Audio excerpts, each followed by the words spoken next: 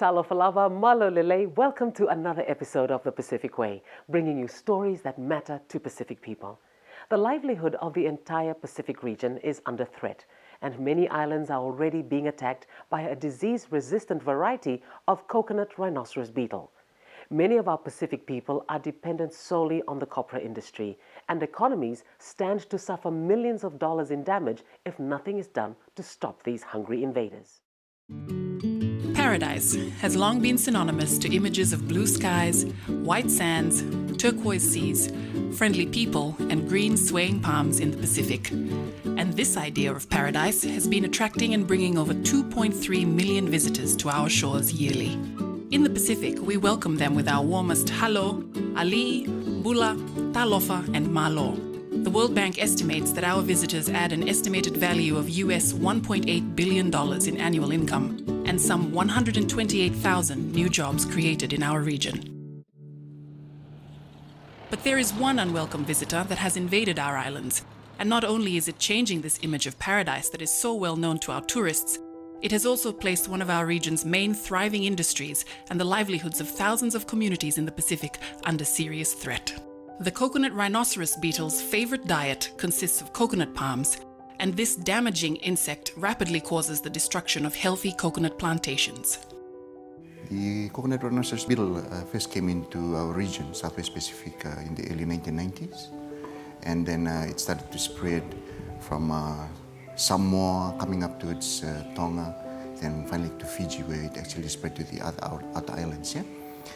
It actually caused havoc at that time because there was no form of control to this rhinoceros beetle, and it really badly affected the coconut plantations and the coconut industry at that time. The biological control, the virus that was actually controlling this beetle, was first discovered in 1964, and from 1990s when it was first introduced to the time where the biological control was found, you can imagine the amount of devastation the beetle has caused at the time. But we were fortunate enough that a biological control virus was found, and it was actually released into the region, and that actually stopped the devastating effects of the rhinoceros beetle to our coconut palms, and this really helped a lot. Over 40 years later, a new type of coconut rhinoceros beetle arrived in the Pacific to lay waste to our coconut and palm plantations. First appearing in Guam in 2007, so was named as the coconut rhinoceros beetle Guam, or CRBG biotype. This new biotype is resistant to the virus that actually is controlling CRBP, and this resistant variety is a killer, and if there is no control, there is potential for this resistant variant CRBG to destroy a coconut plantation within a year. For a region that supplies half of the world's copra exports, where coconuts drive serious economic growth, and where people traditionally use almost every part of the coconut palm as part of their culture and everyday life, the CRBG is more than a triple threat.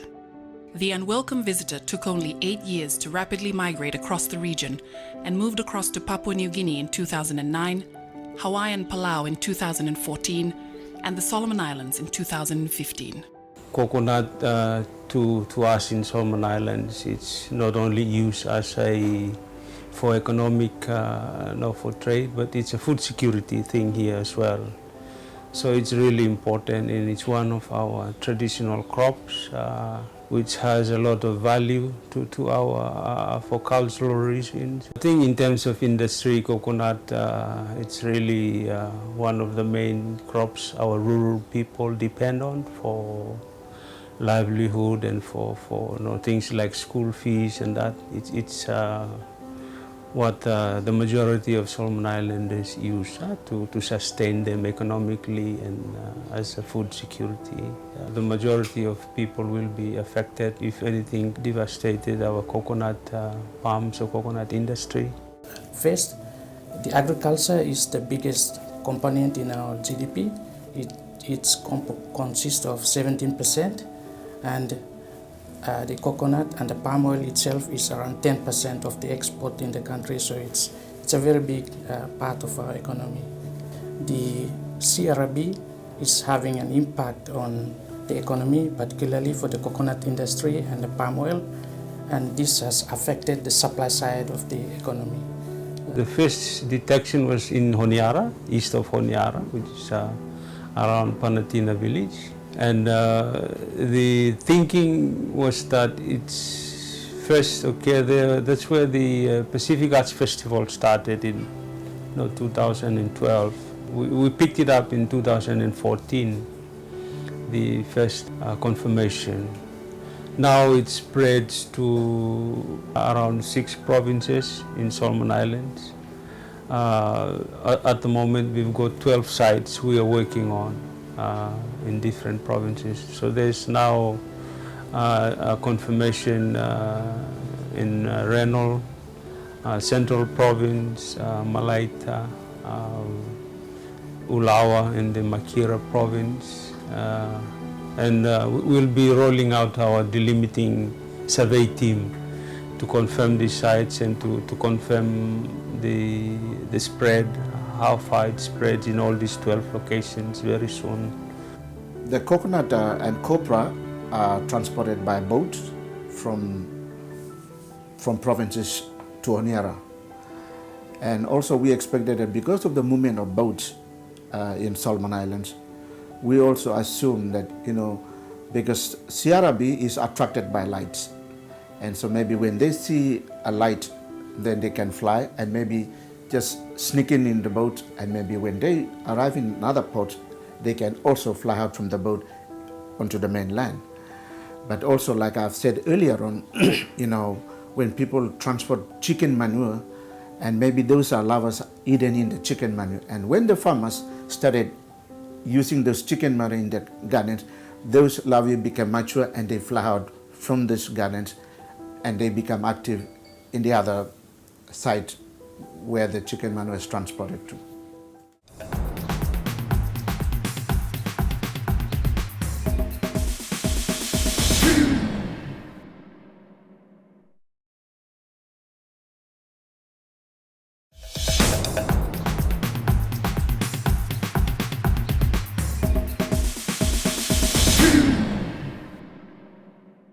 At the moment, the plantation was beat down because of this rhinos beetle. It's getting now into this place, and I think it's getting more worse in some parts of the plantation. We haven't experienced anything about the beetle, but as soon the beetle comes in, all these coconuts been, eating, they just come and bore the holes on the trunk or up on top. And then the coconut's been looking like sick and all those things, and the prawns or what they pulling over on the coconut. One thing we notice is that the leaves of the coconut, they started to wither and twist, and then even the whole trunk in the front, the whole trunk of the tree started to have defects. Then we saw fruits falling down, and then even if you cut those fruits, there's nothing in it. That's a sad story. The rhinos beetle is eating a lot of these coconuts. And you can see here it's little bit okay. But in the land and outskirts, they are doing a lot of problem. We saw how the damage is growing and it rapidly spreads to other trees in the plantation, like moa in our plantation, and then it spread to other neighbors too, because we have some other neighbors. We have boundary with them in the other plantation, and it spreads to those plantations as well.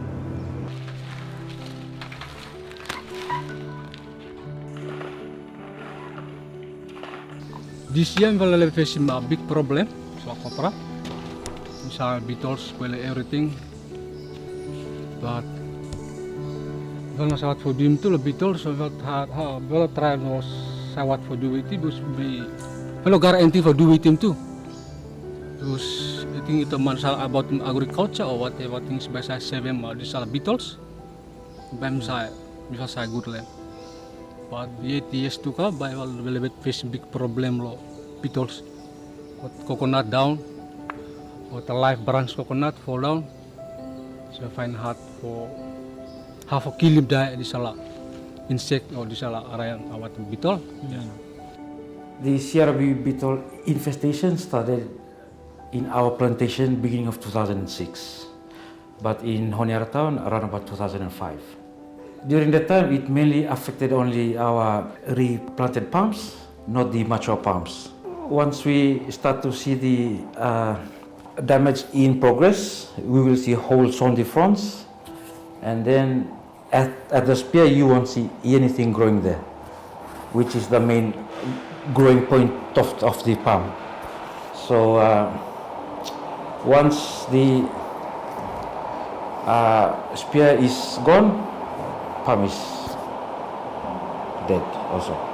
Weekly and monthly, like weekly we can earn about $1,000, and then monthly about more than $1,000, like 2,000. But at the moment when the beetle damaged the coconut trees, it drops rapidly, like it doesn't reach the amount that I've said earlier. The beetles attacked the young shoot, and they bore holes into the sap of the palms. So coconut produces prawn almost every month. So after a few months, only then you can know that the beetle had arrived and have been causing damage. The life cycle of the CRBG is given that it has two phases. One phase is that life cycle is actually in the ground, and the other phase is actually when it's an adult and it's actually flying in the air. So in the ground, the adult lays the egg, and the egg hatches and becomes a larval stage, and all these take places in the ground with the pupa. So when it pupates, the adult actually flies off, and that is where the other stage happens, and that's the destructive stage, and that is when the adult attacks the palm, the mid ribs of the coconut palm, where it's very soft, and that is where it makes the damage. I think our first line of defense is using our regulations as biosecurity is charged to deliver pest and disease control and eradication if that's can be done. So we are using our legislation to control movements, to ensure we did a declaration to allow biosecurity to move into these areas to do work, and this involves getting stakeholders to support us, doing cleanups and doing applications of biological control. So we are currently testing out fungus, the Metarhizium, which seems to be working in Asia and other parts of the world. So we are adapting that and testing that out. A lot of awareness has been going out as well. So I think our key activity now is doing cleanup of the plantation, cleaning up and breeding sites. The practices that we did in the sanitary measure that we execute in the blocks is circle weeding, in which we make sure that the circles of the palms are cleaned, and to ensure that the danger line of the blocks, like that are dormant with rotten logs and all those, we also destroy them. And then we just make sure that no breeding grounds for the beetles. We have developed some SOPs and given that to the Vanuatu Mobile Force that are standing at the checkpoints. Basically what they are there for is to check and inspect all the plant material that is coming out from Mangaliliu, the areas outside of Mangaliliu, and all the other areas, where especially for market vendors.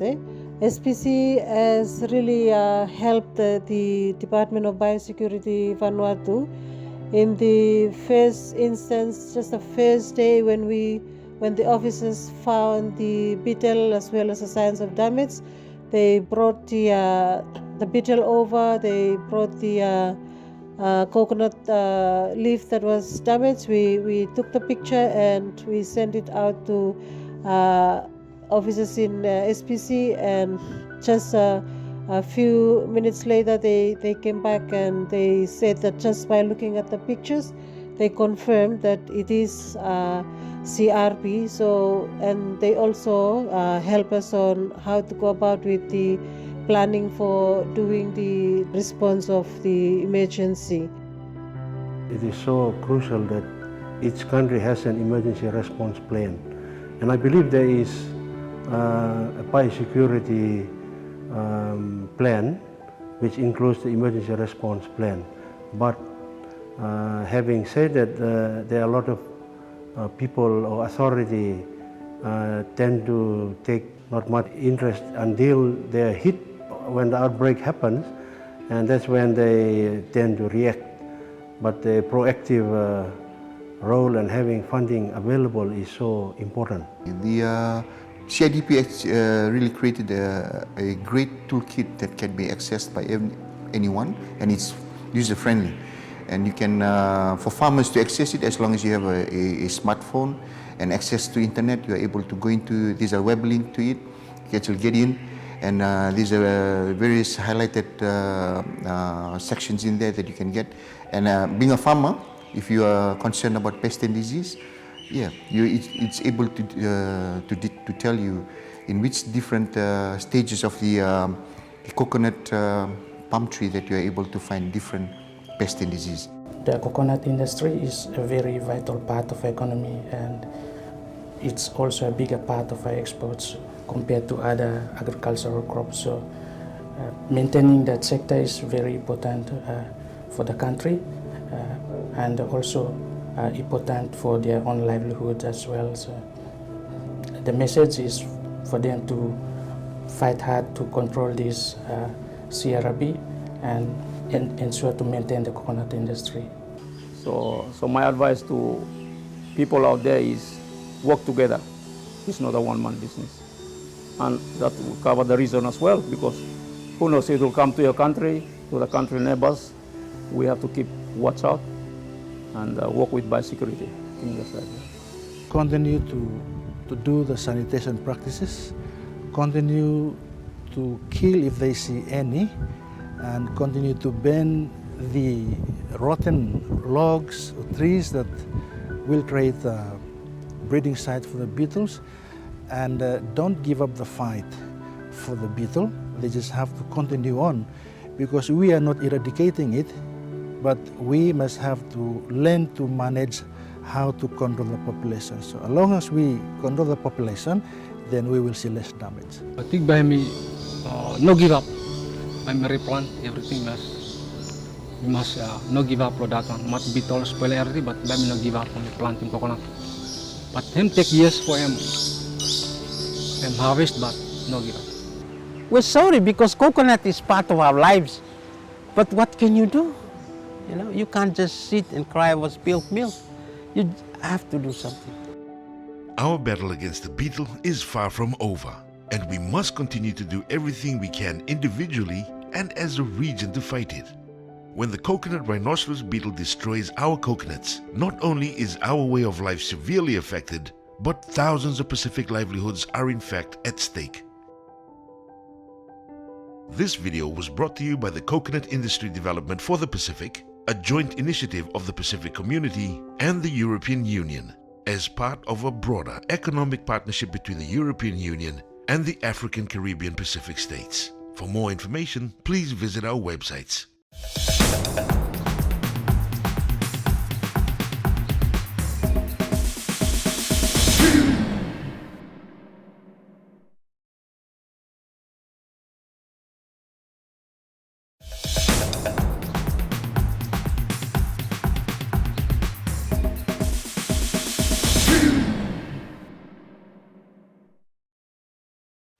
Welcome back. Here's a short performance from the evergreen and ever vivacious Laisa Vulakoro from Fiji at the 12th Festival of Pacific Arts in Guam.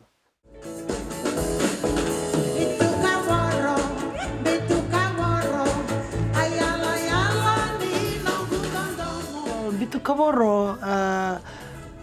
is like it's metaphoric. It's not about a real person or anything. Bitu, I use Bitu because it's the tree of life from the mountains in Fiji, Naitasiri, and I take the storyline from their boat, like Bilimbili, because Bitu up in the mountains is a tree of life, like coconut trees on the coastal areas of Fiji and the Pacific Islands. With the Bitu, with the bamboo, you use it for preparing, carrying water, you use it for cooking. They use the Bitu as musical instruments, nose flutes and derua. They also use it to build their homes, and they use it to make their boat, which is Bilimbili in this context, where the song is going. So Bitu Kaboro means a broken bamboo, meaning when the bamboo is broken, a life is broken. So the storyline is taken from that context, and it's about a broken relationship, broken friendship, broken marriage. Sorry, I just get a bit emotional. And so that's the story about the Bitu. Bitu Kaboro, ayala yala ninongo dondono. That's the first line, meaning the broken life, it's the end of my love. And then I started to connect the bamboo with the river that comes down from the top of the mountain. Waindina, Wainimala, Wainimbuka, all the way down to Rewa River, down to Nasilai. So it's like a love story, and when the love is broken, you are floating down the river.